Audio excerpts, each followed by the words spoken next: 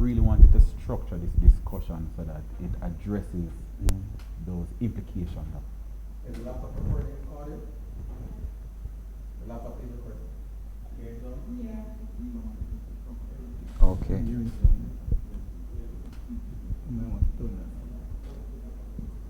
Okay, I gather that we have sound now, thanks to our technical team. We have resolved the issues and we are ready, we are live and we are ready to go. So, good evening everyone. Welcome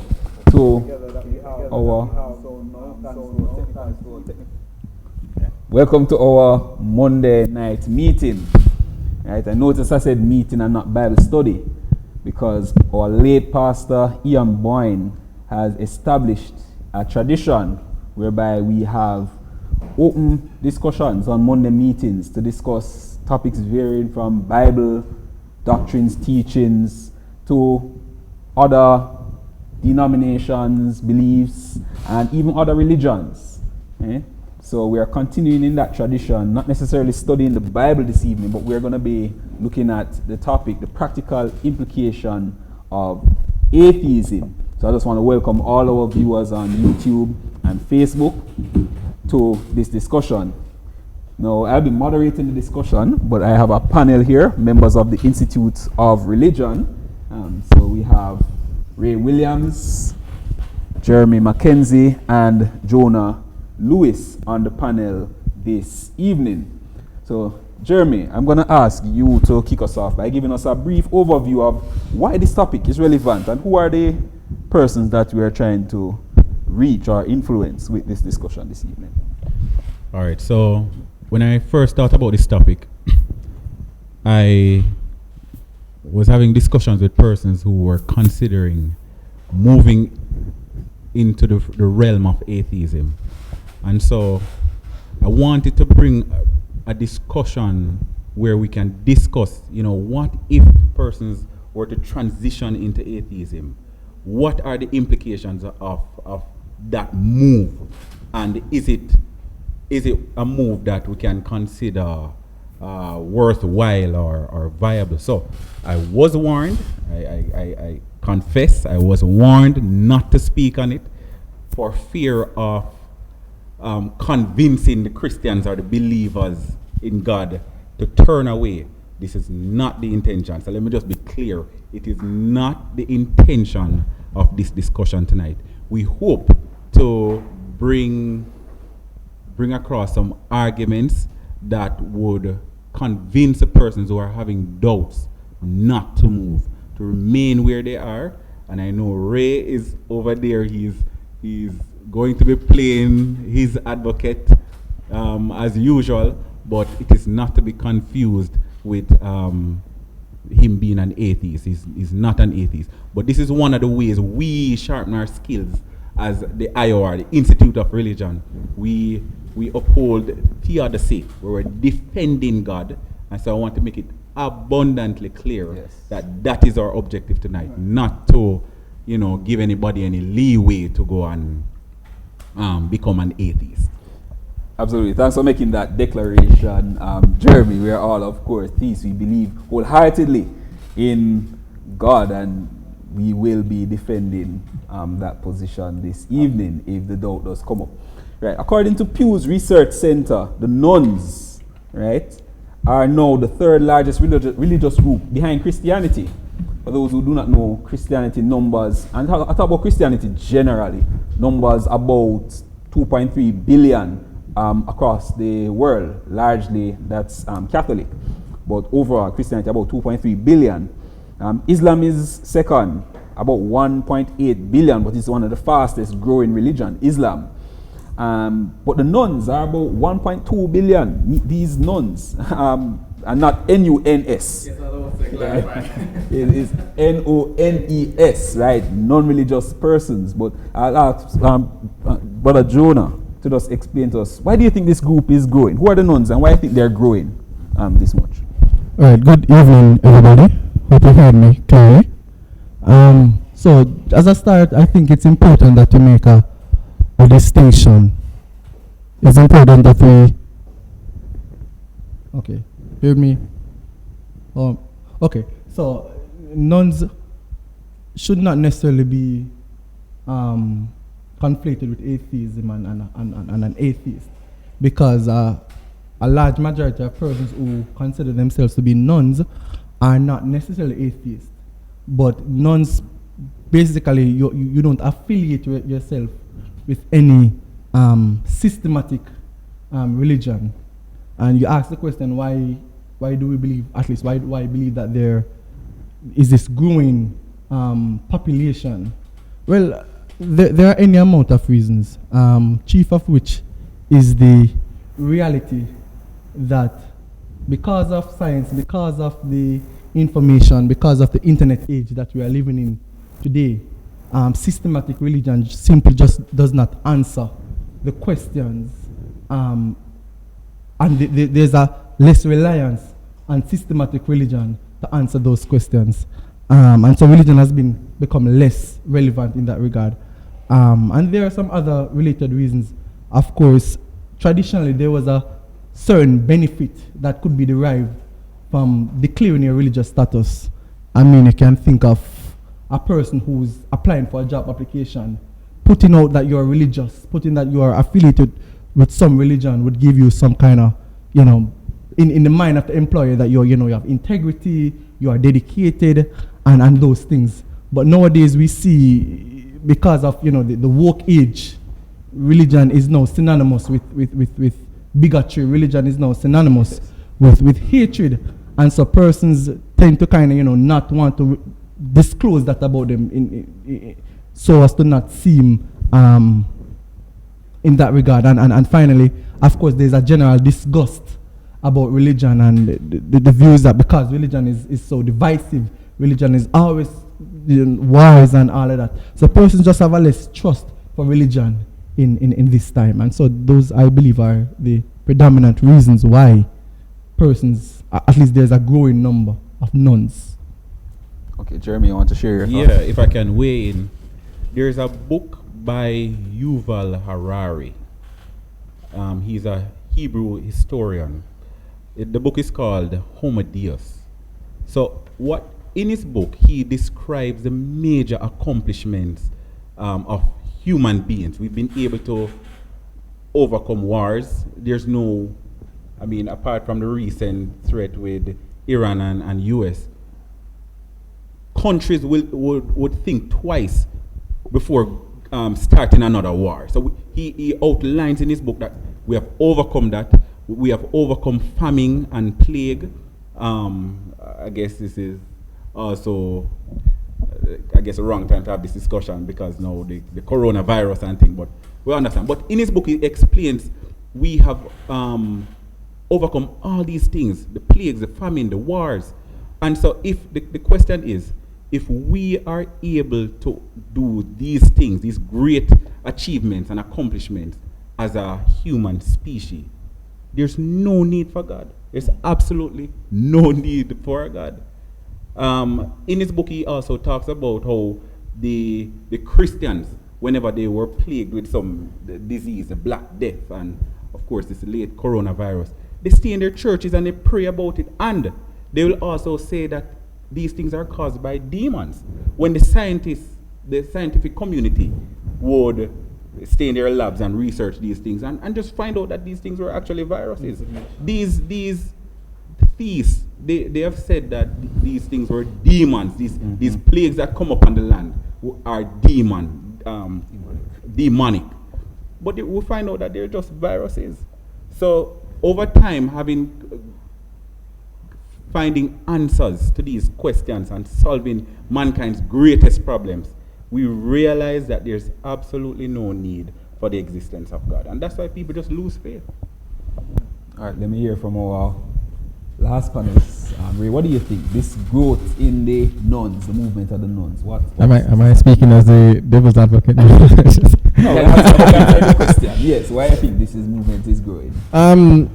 Well, I've had this discussion with persons. A close friend of mine, well, I would say a friend, is an agnostic. Can you hear me? Better now? Yeah, so in conversations, what I've heard is that you see people who claim to have the Holy Spirit. For example, people who are saying that they speak in tongues and this comes from, God above. And you have two separate groups who claim to have the Holy Spirit speaking in tongues, but both are saying each other is wrong and they're going to hell. Yep.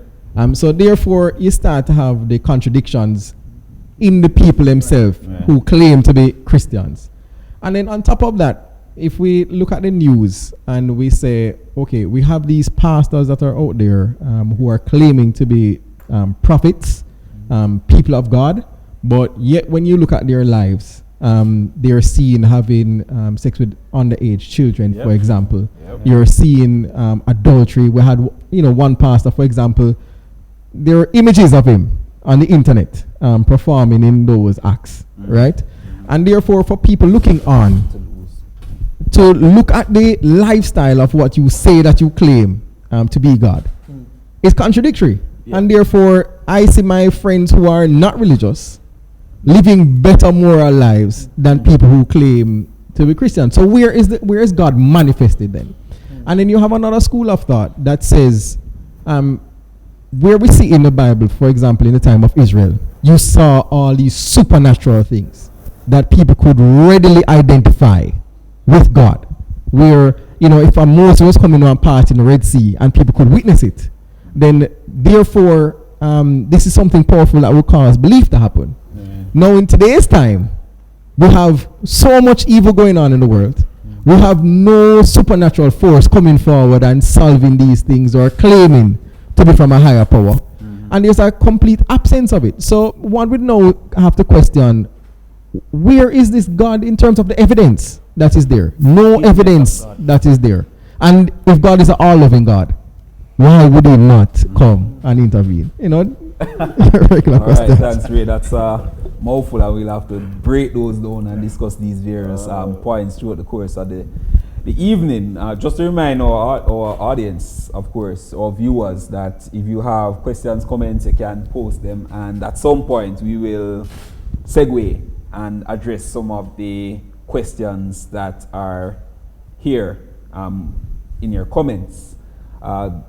In his book, The God Delusion, Richard Dawkins outlines a 7-point scale, right, for belief in God. 1 meaning you're absolutely certain that God exists, and 7 meaning that you know for a fact that God does not exist. Jeremy, you say you're about a 1? That's correct. 1. So Jeremy is a 1, meaning absolute certitude that God exists. Right? Not many Christians can boldly make such a claim. A lot of persons are wavering, right? How can you, Jeremy, be so sure about God's existence? I think I'd rephrase that question to ask the writer of the book, Richard Dawkins, why he considers himself a 6 and not a 7. Because as an atheist, he leaves room for the existence of God, but he lives his life as if there is no God. So that's how he lives his life. My thing is, I take the position of Carl Jung, who says, when asked, do you believe in God? He says, I know God. And there are reasons that I hold that I'll explain. The first thing is that rule number 1 is that nothing comes into existence of itself, by itself, or for itself. And I know Ray might have something to say about that. But so I wanted to evaluate it. This is how I come to my position that there is a God. And that is why I can say I am a 1. I can boast and say I have no doubts absolutely that God exists. Nothing comes into existence of itself, for itself, and by itself. And if you can prove to me that there is such a physical element that came into existence of itself, it just appeared. Let us take, for example, a watch factory. Has all the tools and equipment needed to make the watch. But nobody's there to make it. Can a watch miraculously appear as a physical element? You will never see it happen. All the material is there. The equipment is there to reproduce or produce a watch. But it will never happen. So So I have never seen it. So that's my first rule, and that's, I think, is very, very important. The second thing is, if life is complex, as you can see, we all here sitting, the four of us, have different minds. We think differently. We have different opinions and so on. So we can, the anatomy, the body is just complex. If it is complex, and again, we're using what we can observe. If life is complex, it requires a complex designer. Nobody can say that these laptops here designed themselves. We all believe that the person who designed the laptop is smarter than the laptop. Would you disagree with me? Nothing like this. Yeah, oh yeah, If good, we're talking good. about laptops, no. Oh, but there's something else. All right, fine. So, life is complex, therefore it requires a complex designer. 3, life is governed by laws. That is indisputable. Law of gravity, there's nobody who can walk off the top of this building and won't fall unless they have some help. Because I believe laws can be, modified, right? So they have tools to help you float and so on. But it has to be modified. But without that, objectively and absolutely, laws exist, and therefore we must believe in a lawgiver. Fear? You disagree with it? I would accept You that. have to. If would laws accept exist, Sorry. there's nobody who can say there's no lawgiver if we have laws. And laws are not made up enough. It's not like man can go out and make these laws to govern life. I mean, they do. But it's not like they can come You're up with the talking laws about of gravity. scientific Yeah, scientific laws. These things are revealed. These things are things that you can observe, as we were discussing earlier. Right. So laws govern life, so I assume that there must be a lawgiver. And 4, if you look around us, the environment it contains everything to sustain life. So therefore, this designer, this complex designer, this lawgiver is also the sustainer of life. And so I must believe there is a God. If you have any objections, you can let me know. But if you cannot bring an objection to these rules, then I hold firm that there is a God. All right, Ray, I'm going to give you an opportunity in your usual role to interact with what Jeremy has stated. Being a science man myself from Alright. a scientific background, I grew up asking a lot of these questions. And Perfect man for the this. truth is, a lot of what you have said is limited to what you can observe. Now, the first thing is that you said nothing physical comes into existence of itself, or by itself, or for itself. Pause. I have to use what I can observe, other than that is pure speculation. I understand. Good. Just to But be then clear. you have to now contend with the scientific study that is out there, that is saying, for example, we have theories of the universe expanding. No material or no matter was at one side, but yet based on the observations that scientists have, they are seeing where there seems to be an expansion of the universe. Nothing existed, but it's expanding. That means that something is being created in a vacuum. So there's that theory out there that you have to. And once again, as you rightly said a while ago, you're talking about what you can observe, whereas scientists are exploring things that are not seen by the regular human and are looking for new categories in science. That is number one. Number two, once again, this says about the complexity of life, and therefore it requires a complex designer. Once again, the truth is that you're limited by what you observe. We don't know what the full complexity of life is in the universe. So therefore, we cannot say what the designer is or how it came about. And that is one of the problems, I think, that a lot of persons who think about the whole concept of God, is that we don't know the full extent because it has not been revealed, and therefore we have to observe what we know. And we, as I said, we have limited understanding in terms of how things are designed. Number three, life is governed by laws. Now, This one I really have an issue with. Because the laws that you're talking about are observed laws. And from time to time, we see that these laws are broken. For example. Yeah. And what is the consequence for breaking one of these laws? Okay, so for example, Probably death. you would have had persons saying, okay, gravity is a law, right? And we've heard of cases reported where things seem to defy gravity in terms of how they go about our erratic behavior because of some other force that we don't know about as yet. But it has been observed that these laws have been broken. So the concept of that the law is definite, and therefore because it's definite and unbreakable, it needs a designer. I think even that comes into question, because laws to me are really more principles and guidelines in terms of this is how we've seen it observed. Good. But not necessarily that this is a definite thing set in place by somebody, because with science evolving, the law might change, or the understanding of the law might change. We don't know. As scientists discover more, that is the nature of science. Rule number 4, life is sustained by things within our environment that we are certainly not responsible for. No, I can't disagree with. You can't. No, I can't disagree. You can't disagree with the other, but you're trying. No, man, I disagree with it, but if we're talking about science from a scientific point of view, is either when say science is flawed or it's valid, you know? Yeah. Is either one or the other.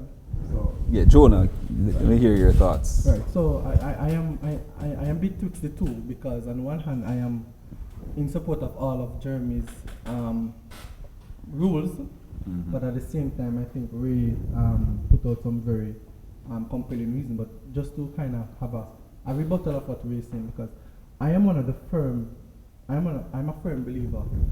I mean, for rule number 1, you know, everything that comes to exist is kind of coming by itself and all that. And I'm a firm believer that everything that exists, I mean, observatory, what we can observe, everything that exists needed to exist. And I mean, if it needed to exist, I can see why there is a necessity for a mind behind its existence. Right. I don't know how you react to that. Another thing, again, to what we're saying, and this is, I guess this is my biggest thing against atheism, and I've shared it many times, that atheism holds a very arrogant position, because when you might say the same thing about Christians. Right, you can say the same thing about Christians. You can say the same thing about Christians. But I think the over-reliance on science and what is known as Scientology, the belief that science will eventually answer all the questions. And I believe that's a whole deal of faith, because even the very fact that you're saying that, you know, science will eventually fill the gap. Yes. Science has now become God of the gap. Science has now become, you know, what we're looking forward to. yes, but I have evidence for that, because I can. No, see, you do not. I can see that science is doing a job. In terms of, we continuously see science improve right in front of our very eyes. Right, but in terms of modern medicine, in terms of communication, in terms of handling poverty, science is now out there in agriculture trying to feed many persons, and the truth is that it's getting better and better. So I have some evidence to say that I can have reasonable faith in science, because I see it playing out, you know, before my very eyes. Right, in terms of natural law, but of course there are certain things that I believe that science could never answer and will never be able to answer. There are certain metaphysical questions, you know, who am I, what's my purpose for existence, is there any objective moral values, where do I go after this? And those are very important questions, and that over-reliance on science to say eventually, I mean, science can answer all the natural questions, but these questions, I think, very central to humanity. Science does not give, and I'm a lover of science. Not philosophy. And philosophy. But at the same time, I think science without philosophy is misguided, and that is why I use a lot of philosophy when I am you know, doing science. I think coming up with scientific. Right. So in other words, Jonah, science has to do with observation and explanation for the natural phenomenon, and even manipulation. Right? Some of the things that you mentioned, Ray, of what is, what exists, right? But in terms of cause, the why, the question of the why, it doesn't really address the why. It's really about what and how. Yeah.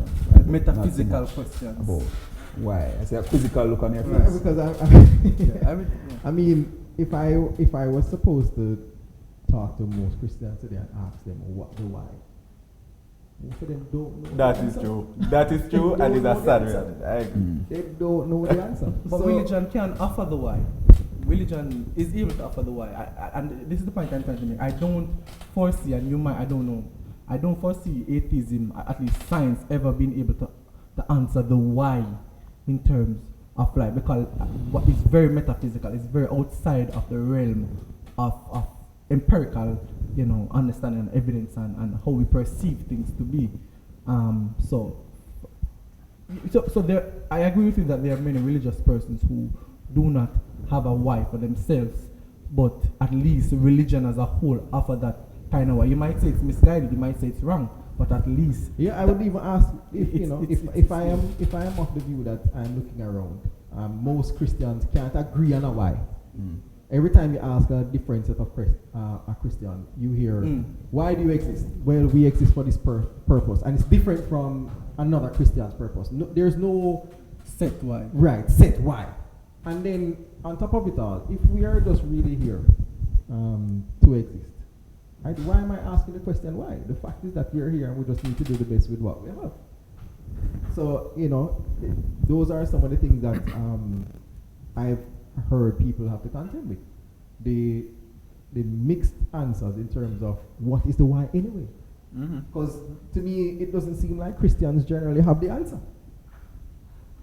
Right, and as I said, Christianity is one of the many religions, but to really say the point that the religion offers why, and why, remember, you can have specifics and different elements of why people do this, why they are living, but the why is, pretty much to inherit some kind of eternal life or something like that, but I will just, Yeah, man. So I want to draw us back into tonight's topic. Remember, we're talking about the practical implications of atheism. So we want to look at atheism as a worldview. I know many may say that it's not a worldview. It's the absence of a worldview as opposed to a worldview. But let's treat semantics. A view nonetheless. It's a view, right? A view of the world, right? So it is a worldview. So we look at it as a worldview and look at the practical implications of atheism. So I want to get back to that, Jeremy. So if I'm a Christian and I'm struggling with the idea of God, what are the implications I would face if I were to become an atheist, Jeremy? What are the implications that I would face if I'm thinking about atheism? All right, so the first thing is that you would lose a logical explanation for where you came from, why you exist, and where you are going. Now, I know you're sitting over there, Ray, and you're saying, as an atheist, it don't matter. It don't matter. But and Jonah can share his perspective on it, but I think it is absolutely hypocritical for someone to say they don't care where their life is going. I think it is I can't find words to describe This is not true. It's not true because as I said earlier, and you said it was a weak point. I disagree. I don't think it's a weak point. People get up in the morning and they go to the bus stop. They have in mind somewhere they are going. They're going to work, they have to take a specific bus or they have to take a specific route. Why is it that when it comes to your life, you don't care where your life is heading? Okay, so if we're talking about the practical implications, right? I think it's important to understand what would be the mindset. And for me, if it is that I'm thinking that I'm here to contribute to the human race developing, Good. as just because this is what I believe the evolution of life is supposed to be, that we are supposed to come to a higher state of being, and I can play my part in that building block of this evolution that is happening. Yeah. So every person has to contribute if you believe or you're sold out into the idea Good. that we're all here to evolve as Good. a species.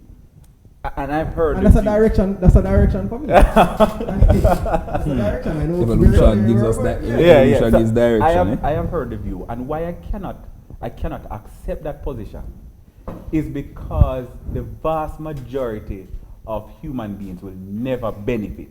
Because I've spoken to a former coworker, who said, I believe that one day we're going to get up off this planet and populate another planet, but we have not yet found the right tools to do that. However, we're working towards it. Assuming that is true, that man or woman will die before ever being able to go to the moon or populate Mars. He will never achieve it. Yes, not you individually. He will never achieve it But because the based human on where race. we are But now, the human technologically. race, no, but the human race will. No, I understand that. Yes. So that is why I say again, I cannot. I'm not sure if I have that much confidence in the human race that we will ever achieve it, especially what's happening now in the How wars. far the human race has, you can't say that. No, How far the human race has come from in terms of primitive communication and technology. Mhm. And look where we are today. And look how far it is that we can go. Because the truth of technology, you know, and the advancements that we've seen is that the more time that goes, is the better and better and better we get at it. No, And that is true. I mean, Yes. I That understand is that, true. but I think what I'm saying is in terms of not their ability to do it, but in terms of their humanity. I mean, the fact that there are always wars, there are always tension. I don't know. I say it's possible, but I don't know if we will get to that point because of what's happening. I think that just slightly where I'm coming from. It's not to. Okay. So really and truly, one of the things that have come out so far is purpose. Right. Purpose for life. Why are we here? What direction it is that we're going? What it is that we're supposed to be doing? Focusing our time and our energies on. Right. I think Ray mentioned that evolution itself of the human race provides some sort of direction. And purpose that an atheist could latch on to. But the question I would ask, and anyone on the panel can interact, to what end? Right? So let's say we climb the evolutionary chain and we evolve and we reach another state of being and existence. We are able to space travel according to all the science fiction. To what end is this? Who wants? Anybody want? I can try. All right. So going back to the same book that I mentioned earlier about Homo Deus, it is given that title for a reason, because the author is basically saying because we have been able to overcome and accomplish these things, the next thing on the human agenda is to become God and to become eternal. So that is what they're trying now to achieve. After we've overcome all these things, the next thing we're going to do is to prolong life. Now think about this. Think about it. Here the theists are saying that if they believe in a God, You have a solution. that one day they will they don't have to spend 80 years trying to work up a solution to this eternity. A God is going to give them that eternal life. That is what mankind wants now. The Bible says He has put eternity in the hearts of men. So this is where we're going now. And I said to my friend, that's why I said, I don't think we'll be able to achieve going to Mars. And even if we do as a species, he cannot benefit from it. He can die tomorrow, but at least the person who believes in a God, the vast majority of human beings can participate in this eternal life that mankind so desires. All right, let me ask a different question. Just going back to Stephen's point about what are the implications, right? We're talking about the implications of missing out on eternal life. But I think you'd also have to speak to me on what are the implications of me living today, right, of being an atheist? As in, let's say that I've been struggling, I've lost my job. All the praying that people are saying that I should be praying, it's not coming true. My family is being killed. Grandmother is dying from corona. You know, the people who say that they worship God, I see them in deplorable conditions. And it doesn't seem like there is any futuristic, good, anything coming towards me. Why should I stay today? As in, what, you know? You tell me, why should I stay? Why not go out there and live this life for now? But the atheists are not immune to those things that you're talking about as well. They can go through the same crisis. They can lose loved ones. They can lose their jobs. They can suffer the worst things. It is not a matter of believing in God or not. That it is not your belief in God that is causing you to go through this pain. It is just a part of life. Okay. But at least what the theists, they believe that a time is going to come when they can be quote unquote rewarded or be repaid for all the suffering and struggling that they went through. So if you were to decide to leave theism and move on to atheism, you lose all of that. And you still go through the suffering. It could be 100 years, could be 80 years of suffering. Being a theist, an atheist, does not make you immune to those things. That's how I would answer it. I don't know if you have another so you're perspective. saying I would be in the same situation? I would Yeah, you still would be. No, but I think that is exactly Not what necessarily. we're saying.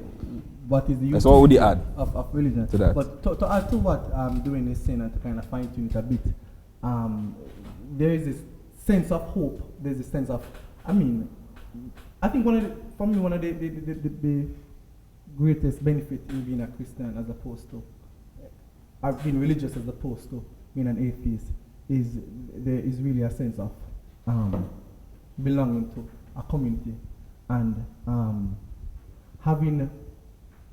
belonging to a community, having that shared sense of value, that shared sense of belief, believing that there is, a higher power out there, somebody that is there amidst, the conflict, amidst the struggle that, mankind would go through.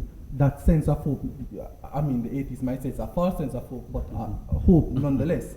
And there is that added benefit, there is that added utility that in many cases, and I think the research shows that relative to, atheists and Christians, atheists and religious persons, there are more persons who are depressed, proportionately depressed, because of course you have more religious persons than atheists, but proportionately persons who are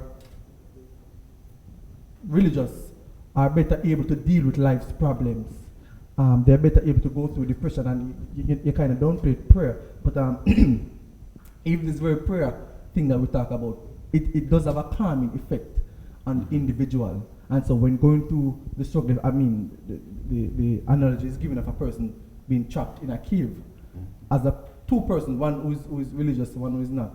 And the person who is trapped in that cave, who is a religious person, praying. And remember, praying is not just about, asking for deliverance, but just that praying alone, knowing that somebody is there, listening. Again, that community, that fellowship effect. I was sharing with Dwayne earlier that it is different, because you might say, well, I can do meditation, I can, meditate. I can meditate and right.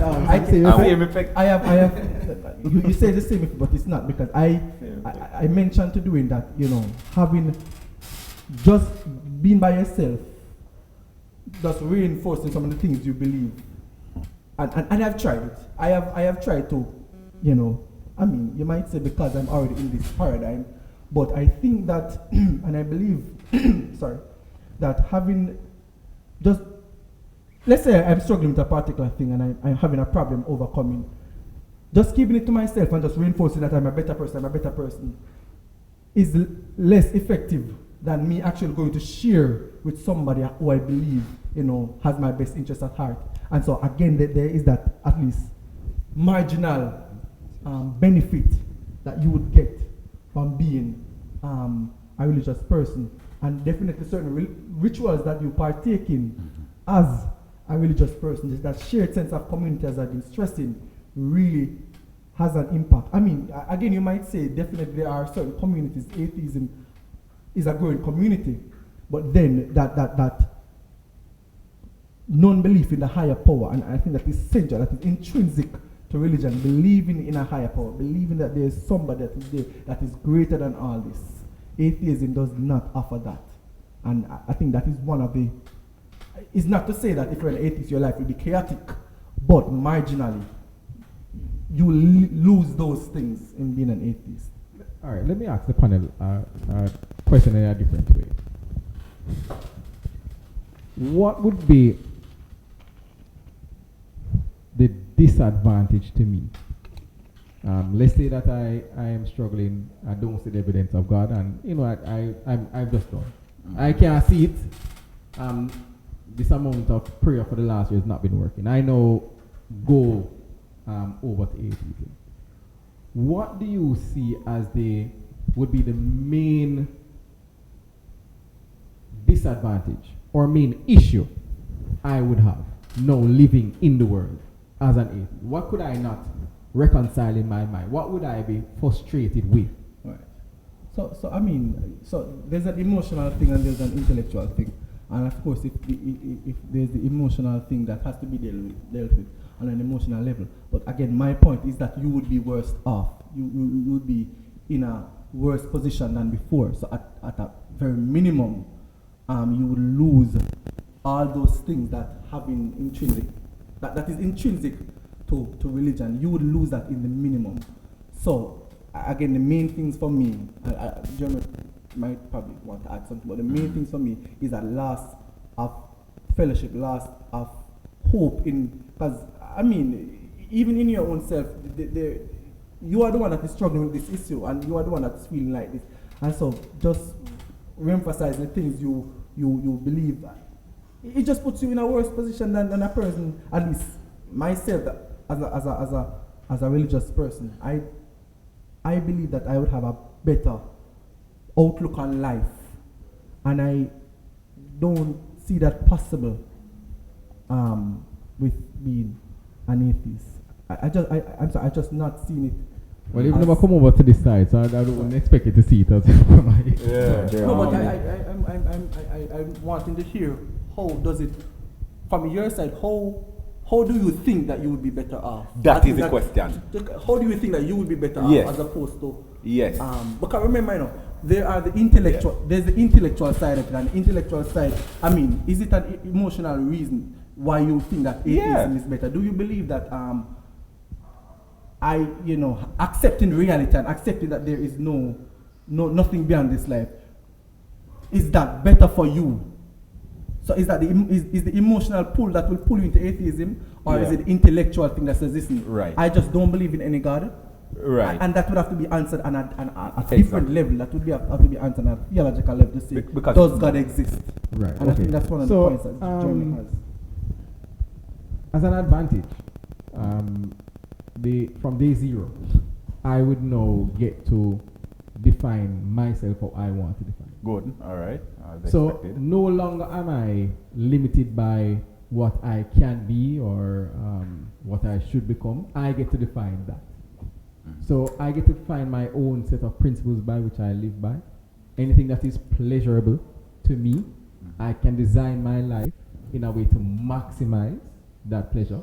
If it is that you can do that as a theist. Just saying. No, man, because Theist got barriers, man. Come on. I mean, if I wanted to work 24/7, you can do that. I can do that if money is my thing. Right. If I wanted to have a whole lot of women out there, I can. And men, if you're so men, inclined. I could have both. I could have both at the same time.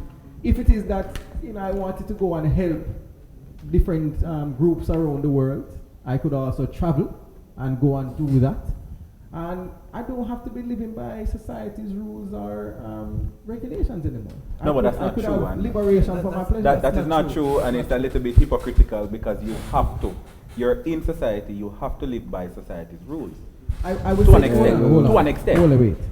I would have to live within the laws that have been set by. Right. In terms of restrictions. However, I do not have to live by society's rules so far as society has what a good citizen looks like in terms of if you're not doing this, you then come under social pressure to say, look how you're doing this and you're not doing this in life. I don't have to be governed by that. I mean, if I want to sit down here and live within the law, so to speak, so that I don't get locked up or move to a different country where I find the law more applicable to my lifestyle, I can do that, and I will have no quarrel. Okay. So I think just one point. I think there's a lot of things that needs to be said. So is it that you are a person who once was religious and is an atheist, or as I said from ground zero you have just been an atheist? Because as Dwayne said, you could very well be an atheist but live in I'm a religious person. I've not seen the evidence of God in my life. So you have lost the evidence. Yes. As in you no longer believe. No longer believe.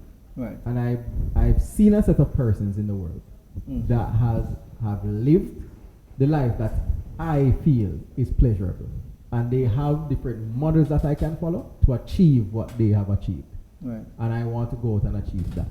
Rather than wait for this thing that you're saying is supposed to be coming that I've been praying for and it's just not manifesting.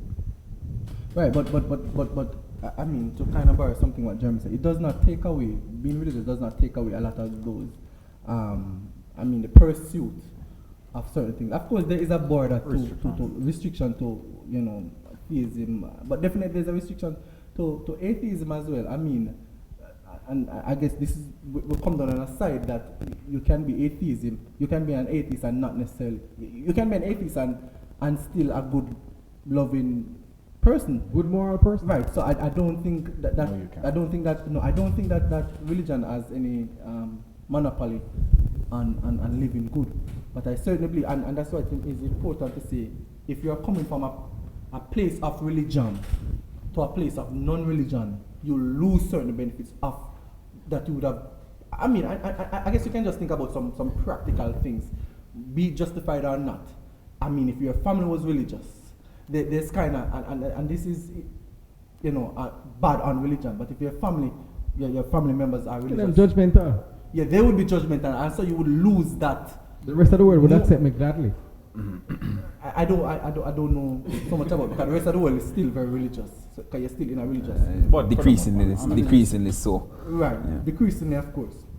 Right, but whatever your inclinations are, you'll find a gathering that holds similar thing, social group, which to mingle with, right? I do want to take some interaction from the audience. Going right back up, I know Sean Goldburn is with us from the UK. He asks this question: would a move to atheism be better than a move to false teaching of Christianity?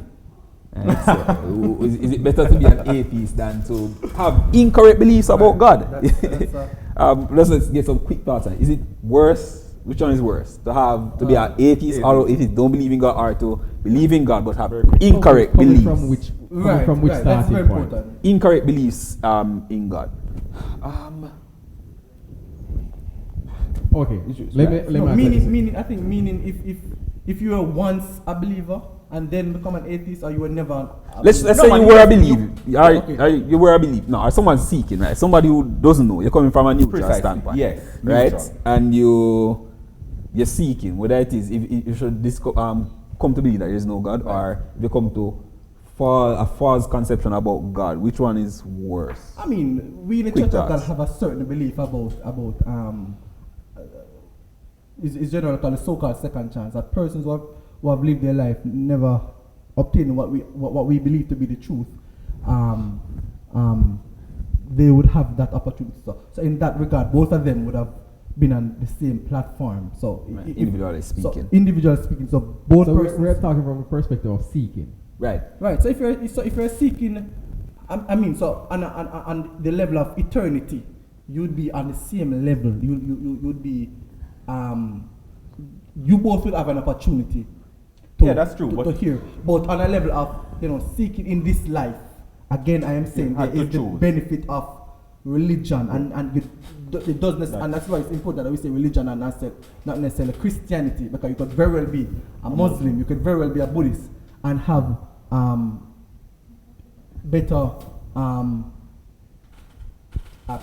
well-oriented life than a person who's an atheist, and I'm looking forward to hear how you come to that, and I guess Jeremy will have some. I don't think that, but just give me some quick comments on it. It's better to be in the false church, than to be an atheist.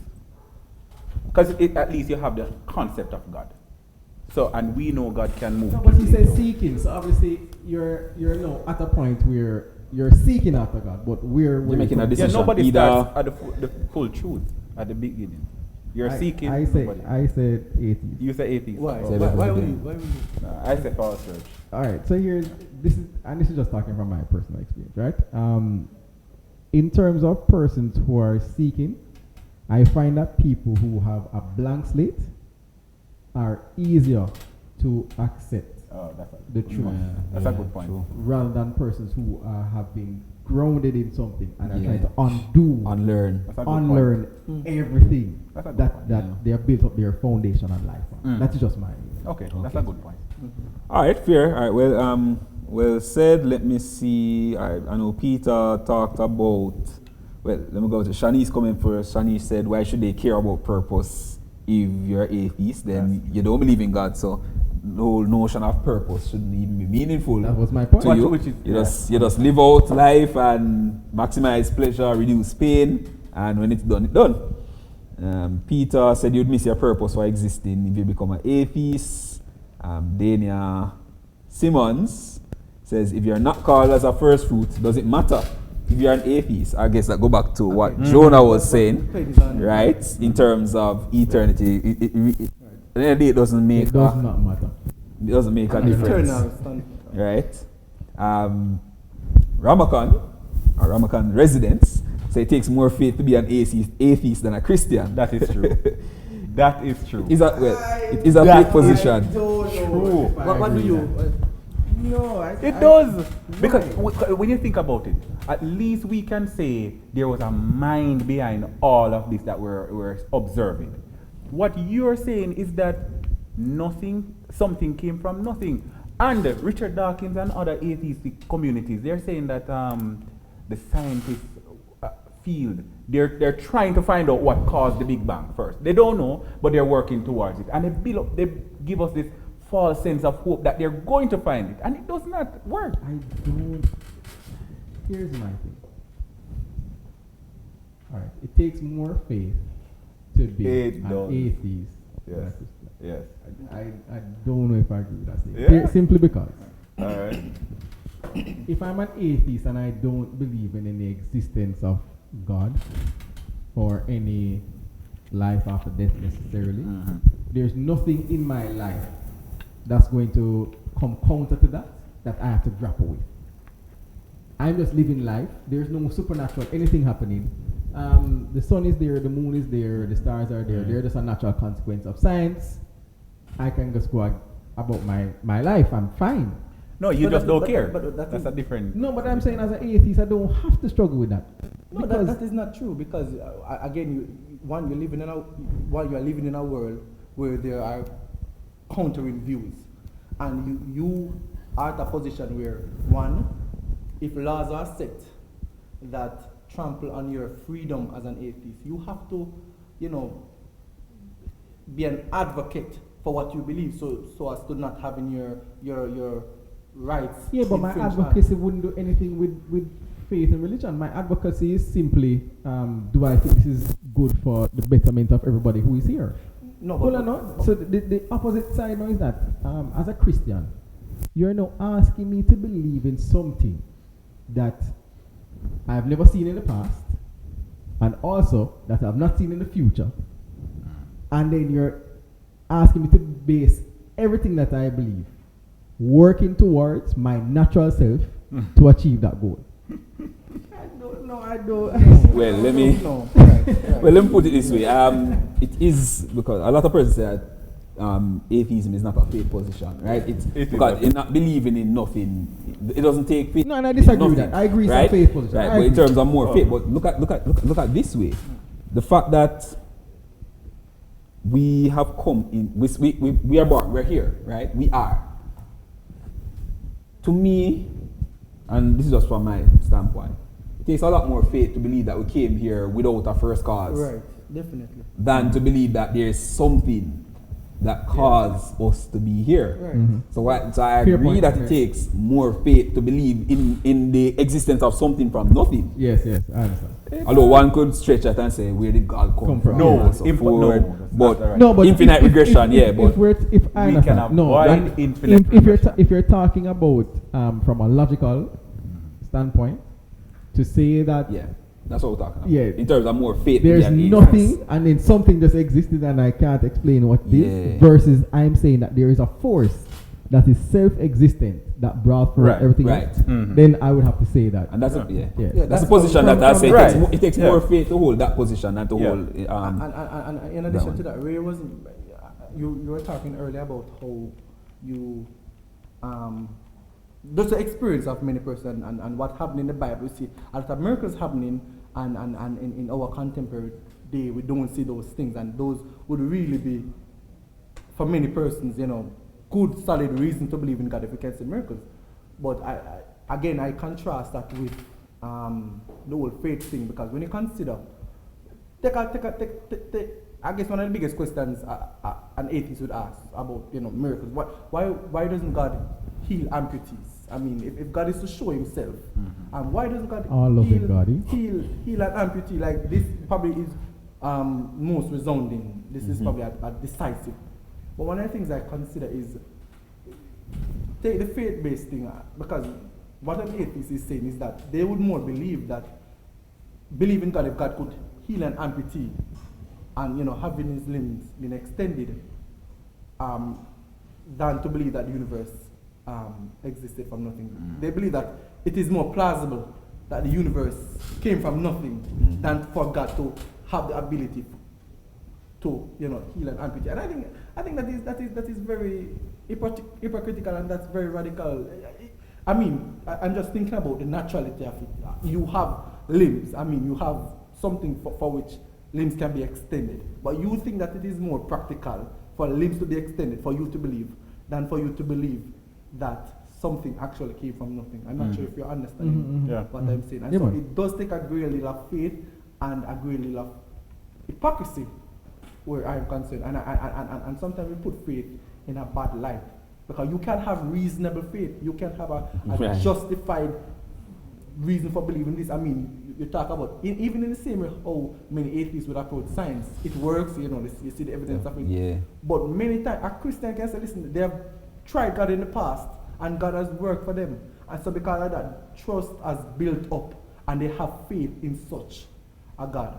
And so I still believe that, it takes far more faith to be an atheist. At least be an atheist who holds to what the science says about. But of course, again, there's a lot of nuances, because not all atheists are believers of science. So again, that's another thing. But to keep it simple, that's No, man, I the understand. point. I understand your point. I think Peter's question also was addressed, or Yeah, I believe it was. Yeah, it's the first point. well, I just like to answer Peter. Peter's question is, would I be subjected to the constitution of laws of your country or any other country for that matter? So no free for all as an atheist. Yes. While I do agree that there is some restriction, as a Christian there's double restriction, because I have to fall within the laws of the land and also within the laws of your God. That's not true, because Of most course. of the times the laws of the land are. No, sir. No, that's No, not true. sir. Because most of the laws of the land are Do actually originate from- originated Sir, Yeah. from. no, sir. That's I not put it necessarily to you. I put it to Because you. remember, most of the laws of the land are to ensure civility and are to ensure that ethics and justice, and that flows man, from. I understand from- what. from No, listen to the Bible point and that I'm religion. making. Listen to the point that I'm making. As an atheist, I would have to obey the laws of the land that I reside in. The laws of God, in terms of your character and what you're supposed to be outside of the letter of the law takes it another step further to say that you have to live by the law in spirit and in truth, which means that you have to go way beyond the letter of the law to take on a certain character. And I'm saying, if I'm an atheist, I only have one restriction down here. No, man, I'm just simply saying that as a Christian, you have more restrictions than me. I don't. Right. I want to come back to the practical implications because Ray, that point that you make about the religious restrictions. I mean, we have a case in the world now with coronavirus. Yes. Right? Yes. We have seen where viruses have jumped from animals to human beings. Yes. Right? And God's law Yes. prohibits the Right. consumption of certain types of animals, Right. like clean and unclean meat, which human beings violate, and human beings have paid the consequences Right. of violating this law. Mm-hmm. We see, for example, sexually transmitted diseases. Again, if human beings subjected themselves to God's law of restriction to sex within the confines of marriage, and even if a sexual disease was to come between the two partners, it would not spread because it would have been contained within those two beings being one. Right. And even if they die from the disease, then that would be it. It wouldn't spread. So God's laws, I put it to you, Not burden. again, talking about that from a practical standpoint, being an atheist without God's laws, which I mean God's spiritual laws, go even beyond just arbitrary restrictions. They actually govern the way that mankind, God, I put it to you, God as the designer, God as the creator, knows what is good for mankind and has so set up, revealed his laws in such a way as to guide the way that we live in order to preserve us, for us to benefit even in this life, to have lengthy life as a human being, healthy life, happiness, and so forth, and good relationships with one another.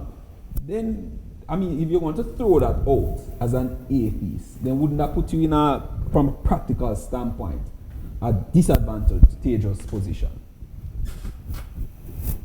So, and I guess this is the question is going to come into, are you limiting this to Christianity? Because the truth is that people live those types of lives outside of God. In terms of, they have high morals, they don't eat, they're vegetarians, for example, because naturally they realize the health benefit. Additionally, they don't do certain things because they see the emotional hurt that it causes. And you have certain atheists that have very strict moral principles. So, while I will agree with you that Christianity on a community level, seems to guide behavior towards the common good. On an individual level, for me personally, that does not take away or add to my ability to be moral or to be healthy or not to spread or bring harm to my community. And as an individual, as an atheist, I can very well do those things as well. I think the real danger, as you highlighted earlier, would be if everybody was supposed to take the approach of atheism. Every man a law unto themselves. Right. What we have seen, definitely, is that there are a set of persons who believe in the survival of the fittest, the survival of the strongest, survival of self, and who believe in taking more pleasure for themselves than other people. And in the absence of a standard, what you will have is no harmony. And that is the problem. Again, practical implications. Yes, that is the real practical implication. Right, so you touched on something very important, and let's go into this as we come towards this side of the conversation. Moral standards, because you made the point that as an atheist you can still, I mean, in the absence of belief in God, you can still use moral standards to guide your life. We're not saying that because you're atheist means you're bad-minding people and sleeping around. You could very well be a very good, upstanding citizens by the same standards that religious people say, even living better lives than the hypocritical religious people, right? But moral standards. Let's talk about the origin and the validity and the objectivity of moral standards from an atheist practical standpoint. Jonah, you want to, or should we have Ray start? Yeah, let Ray start since he's the one that is looking at it. Alright, so for me, when we're talking about morals, first of all, we need to understand what exactly are morals and how are they defined.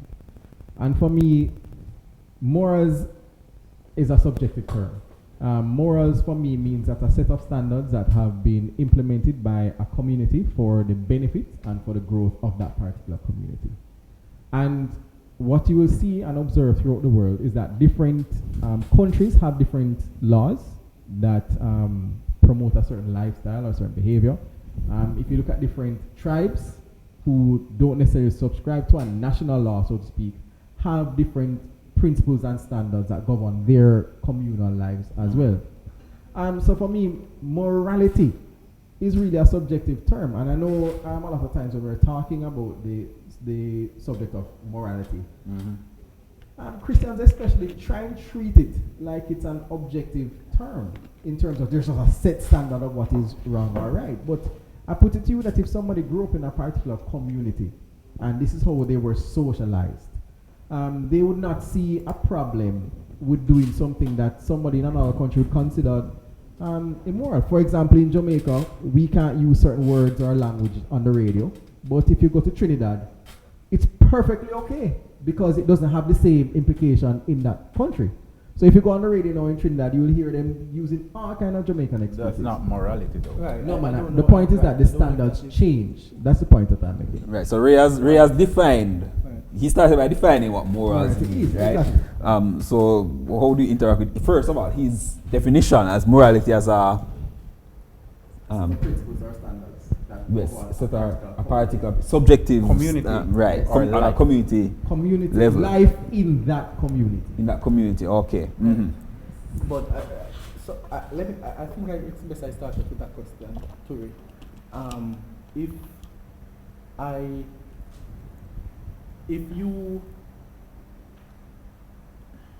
If we have, for example, some ethical issue at stake, like let's say the issue of rape, me not believing in rape as being wrong would mean it's subjective. Would it make it wrong? I guess that's a starting point. If I do not believe that rape is wrong, something that, as far as our shared experience are concerned, rape is something that is wrong. Across cultures. Does it make it wrong if I don't believe it's wrong? And can you identify a culture that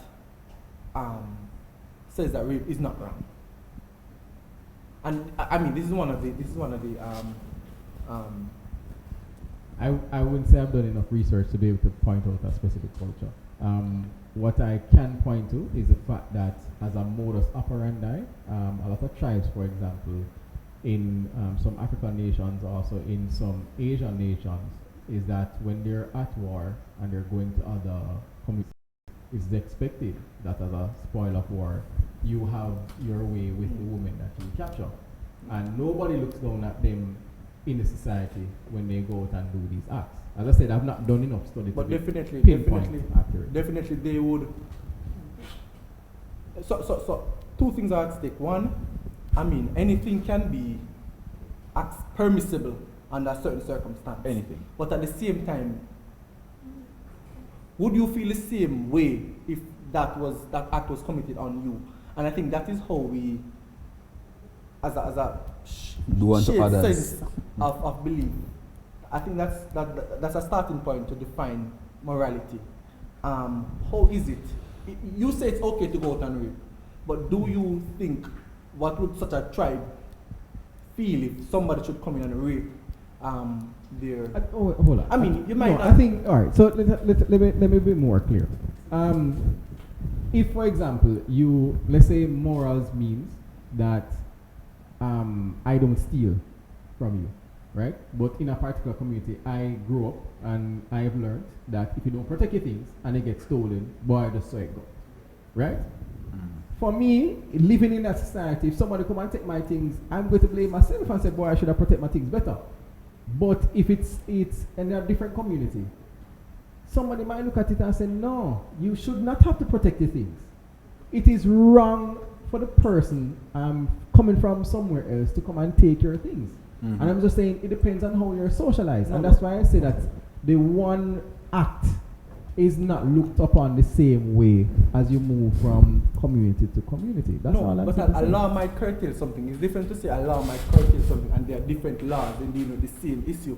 But at the same time, you believe that there's harm that was done to you by someone stealing something from you. I don't see any way around that. You have a possession, and one law might say, well, it's too bad for you. And the fact that they can say too bad for you, they know that something is bad, something injustice has happened. So I cannot foresee somewhere a society that, listen, something is wrong, and as I said, the laws might be different to govern the consequences of that wrong being done. But let me ask you a question: would it be immoral to see somebody bleeding on the street side and you walk past them and say it's not your business? Would it be immoral? Yeah. I mean, and that's why. Is it? No, answer the no, man. Remember. Let me tell you why I have to be careful in how I answer this thing, because I believe that objectively morality comes from morality comes from one source. Right.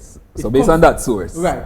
And I believe that if I have the means to help such a person, I should help the person, and it is immoral for me not to assist that person. So you believe that is immoral? Like if somebody is on the road bleeding, right? Or there's somebody suffering on the side of the road, right? You walk past them. You think that is immoral? Right. And if I believe that if I have the means to help them, yeah, I should help them. What about you, Jerry? Yeah, I agree. You think that's immoral? Yeah, man. Stephen, I know you're the moderator, but I want to hear your opinion. Do you believe that is immoral? It is immoral? Yes. Yeah. This is not the moral thing. All right, so that's not the moral. So what I'm hearing is that from your own Bible, when you're walking across, for example, the Good Samaritan story, two of those persons were immoral. Right. Okay. Yeah. But they had no problem with it though. They saw it as perfectly fine. But the same scriptures chastise them. So. No man, I know, but in their minds, they were. But you're pointing to something wrong behavior. They did not say that. Let's hear where he's going with that. I am saying, if for an Israelite person it was incorrect for me to mingle with a Samaritan, and I'm walking past the Samaritan, for me that is perfectly okay because it's a Samaritan. So therefore I'm going to walk past. You missed the point. No. I am saying to you that from a Jew's point of view at that time, walking by any other Jew that was with the person would not see a problem. No, but they would not see a problem. They would not have called the person immoral. They would not have seen a problem. No, but remember, it was a Jew and a Jew, you know. So it wasn't even a Jew and a remember, it was a Samaritan who decided to help. So it was a Jew and a Samaritan. It was a Samaritan that was let's switch the role. If it was a Samaritan there, right? The Samaritan walking past know that the Jew not supposed to want the help from the person. Would they be wrong? Yes, they would be wrong. And remember, the Bible did say, especially in the Old Testament, you know, be good to your enemies. I'm love going to them. I'm going to put it to you. I'm going to put it to you. So just a point. So even if I choose not to do right, it does not make what I do. It doesn't mean that what I've done is right. I can, for whatever reason, my own selfishness and my own overtime just have a mere conscience just decide, listen, whenever I see something like this, I'll just ignore it. But that still, I mean, they would know by virtue of, if they were reading the Bible, that this is a duty towards man and helping your enemy. Right, so let me read it back in. Let me read it back in, because I think the scenario that Ray has raised and asks us to put ourselves on the spot. I mean, I think it's very scripture and the lawgiver, he pointed out that it was immoral for them to have done so. Right. And you're citing it as a support for your bad behavior. Your what do you call it now? Not subjective standard. They had a subjective standard, which was chastised by the objective the person. objective, right? That's The what I'm objective saying. thing there. So if it was the not, question if is, the objective person was not there, and they would have been immoral to have done we so. would have continued. They would have been immoral to do so. Right. So the question, and let me raise this point, just because we have about 10 minutes to go. Only 10 minutes? No, man, it's fun, man. Yeah. So most societies, and there are exceptions, but most societies, there are small variations, but by and large, there seem to be underlying, what do you want to call it now?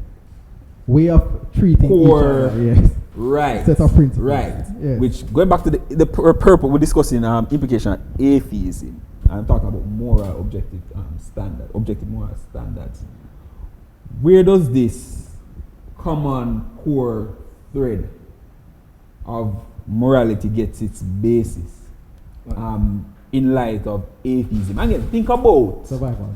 no survival. Good. Let's talk about survival, because Entirely opposite. survival of the fittest Entirely opposite. would suggest that, and I hate to use this coronavirus as an example, right? We're talking about the economic fallout that is going to come as a result Right. of people staying in. Right. When really and truly, so far it has proven that the virus is getting rid of the weak among us. Yes. For evolutionary purposes, survival of the fittest, it would suggest that we should probably get this thing over with by getting the vulnerable of society out of the way quickly, so that we can return to economic prosperity and boost up those who are strongest. Right. So, but because of the common morality among the human race, everyone is making sacrifices to curtail even economic, financial activity that's going to have implication for months to come. Right. The governments are yet looking out for the weak among us, the vulnerable among us, by putting in these very stringent measures. Where does this objective morality, what's the basis of this objective standard of moral behavior? How would it flow into atheism? In light of atheism, right? So this is a conversation I actually had with Pastor Boy, and we were talking about the very subject of morality. Whereas pointing out, and he came back with this thought that their studies have shown that there seems to be an imprint of morality on different groups and cultures that are out there who have no contact with God's laws, but seem to have the same set of principles. Yes. And I was saying to him that while I do accept that cultures and different groups seem to have a basic imprint, you can't ignore the fact that from a herd mentality point of view, that there is a stronger possibility for you to survive in a group than it is in an individual. And therefore, for self-preservation as an individual, it will benefit you for longer life to have numbers around you. And therefore, whatever is good for the community to strive so that you individually can be protected, you will do that. And that is what is really common. So you won't kill somebody who is around you in your group, because if you kill somebody, naturally that's less numbers to defend. You wouldn't want to steal or upset the emotional balance, because now that causes infighting within the camp, and therefore divisiveness then opens you up to attack. So as a natural progression, if you look at even animals' behaviors in terms of group mentality, that's the same behavior that they have instinctively. They don't try and kill each other, they try and provide for each other, same way. So, I mean, there are explanations there. Alright, so the issue is, when it comes to morality, when we talk about morality, it should not be confused with ethics. Yes. So when we talk about morality, we're talking about what is good and what is evil, right? The problem with the atheistic position on morality is that each and every individual gets to decide what is good for them and what is bad for them. You're saying that you're okay with that, but the problem is, if someone says that I am okay with raping your 3-year-old daughter, and that is my morality because it makes me feel good, then of course you're going to find a situation where it's just going to have some recoil on your part. So the problem is, who ultimately gets to decide what is good and what is evil? And if you have it being subjective, then there are a lot of problems that comes with that. Right. But with the theistic, the position, Theist. as a theist, Yes. right? It is easier for us to have God as that ultimate standard, and there's no discussions about it. Right. He is where we get our objective standards from. In addition to that, I guess one of the things I've always been saying is, if again, atheists, as in terms of atheists and the evolutionary path, believing in evolution, what is the basis of punishing a person if all they're made up of is molecules, atoms, and all of that? What is the basis of